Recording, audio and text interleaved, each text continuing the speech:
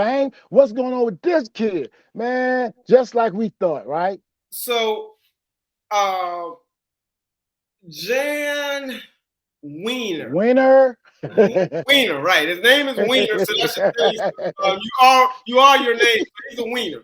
So Wiener co-founded Rolling Stone magazine, and he is co-founder of the Rock and Roll Hall of Fame. Now they removed him. I feel, first of all, I don't care about them removing him from the Hall of Fame. And in the big scheme of things, I really don't care. But in the pettiness of me and how I see the world, I don't think he should be removed.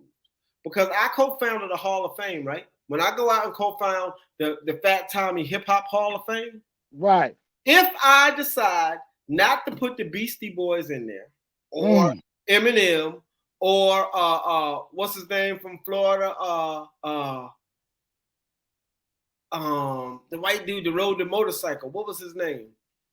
At any rate, if I don't put any of them in the Hall of Fame, I don't want nobody getting mad because I started the Hip Hop Hall of Fame for me. This is for me to decide that I want to. What if I mess around and put TA in there? Doug Evans. What if I put Mad Skills? You know what I'm saying? Yeah. Because this is my Hall of Fame.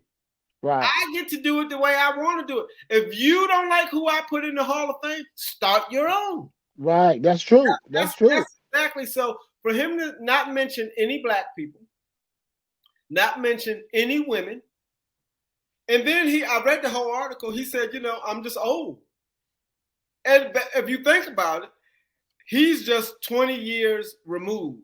If he would have did this and this was 1985, no one would care. No one would even mention that he didn't mention a black person. They're not expecting us to mention it. What has happened, though, is this.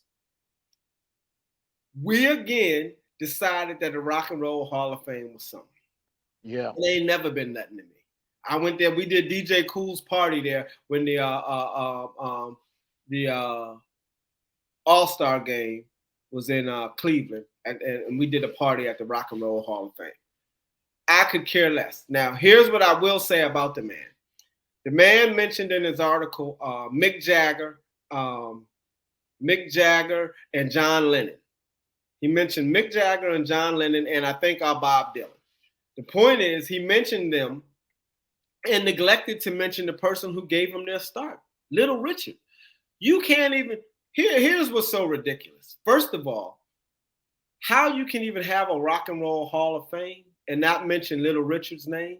Because he is the father of rock and roll. And then the black lady, I wish I would have did my homework. I'll have it for you next week. A black lady that played the guitar is the one that gave them all the riffs that they got and the licks on the guitar. And then you got Johnny Guitar Watson.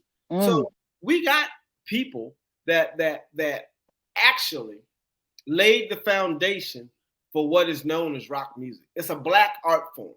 So, okay, you start your own Rock and Roll Hall of Fame and you don't have to mention black people. So why now take them off? Because now we're in an age where everybody's trying to make sure everything is done right.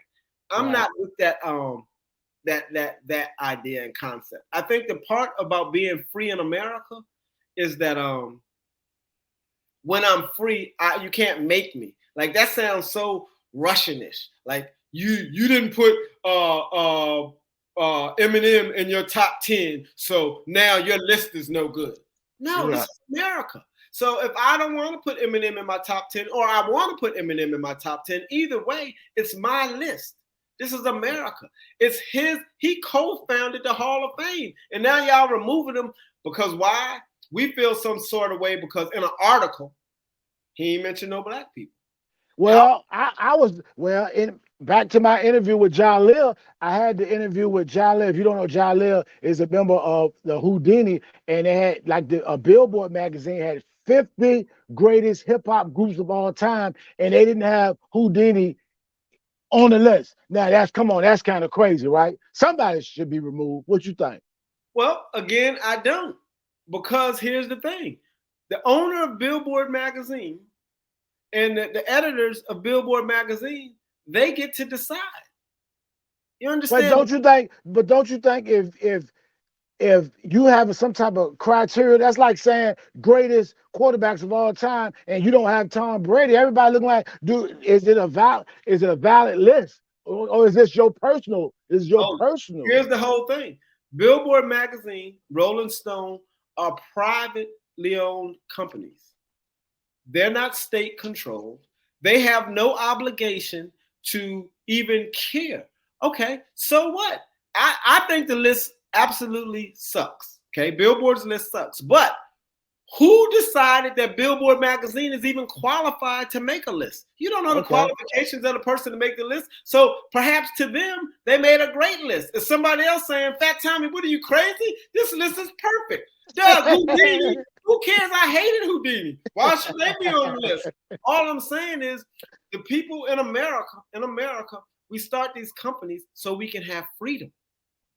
And if I don't want to put Biggie in my top 10, I don't want to put Biggie in my top 10. If I want to leave Jay-Z off my list, then Jay-Z ain't on my list. What y'all can do is this.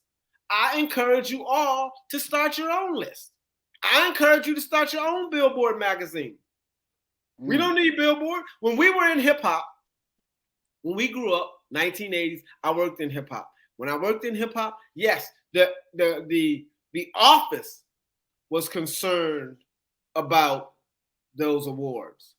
The artist that I knew was not. They didn't care. Billboard magazine. Let me ask you a question, Doug. You want to be in Billboard magazine or you want to go platinum in the hood? Just a question. Platinum in the hood.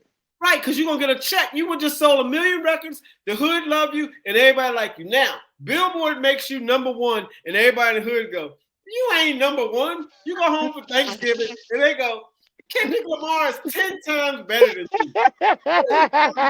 Who you know in the office? This is how it goes. We are now in a state where we're trying to make people do right. You can't legislate and make somebody do right. In America, if this were Russia or China, I could see. Now the list got to be a certain way. This is America. I started Fat Tommy Hip Hop Magazine. I then rank the top 25 hip hop records every week. I just wake up and say, I'm going to name the top 25.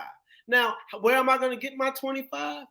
I'm going to get them partially from what where I'm not going to get most of them from is radio and commercial outlets. When you look at these Billboard magazines and Rolling Stones, they are looking for what would be considered commercial. Let me just tell you this. Hip hop don't play by those rules. The reason why you know this is because we're celebrating what? 50 years of hip hop. Hip hop ain't 50 years old. Or maybe it is, but you can't prove it. If I ask you to prove it to me, you're going to tell me about some story about how DJ Kool Herc did a party in the South Bronx and then what? Poof, magically hip hop is here. No, sir. I go along with the narrative because it's a narrative.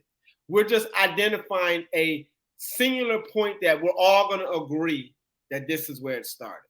But if one wanted to argue, we could start pointing out records that people were rapping on and it just hasn't been identified. Just like they want to say that when we discuss hip hop, they say it's all these elements and all of this. Yeah, that came 5 years, 10 years down the road. In 1973, we did not have DJing, b-boying, MCing, and graffiti art as our elements. We didn't have peace, love, unity, and safely having fun. We didn't have none of that.